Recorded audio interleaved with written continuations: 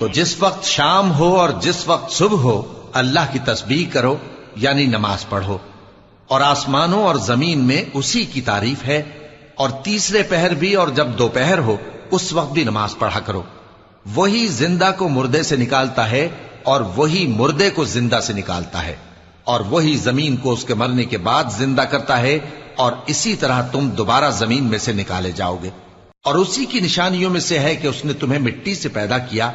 پھر اب تم انسان ہو کر جا بجا پھیل رہے ہو، اور اسی کی نشانیوں میں سے ہے کہ اس نے تمہارے لیے تمہاری ہی جنس کی عورتیں پیدا کی تاکہ ان کی طرف مائل ہو کر آرام حاصل کرو، اور تم میں محبت اور مہربانی پیدا کر دی۔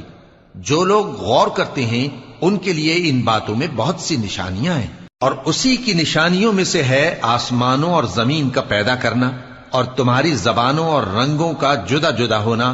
اہل دانش کے لیے ان باتوں میں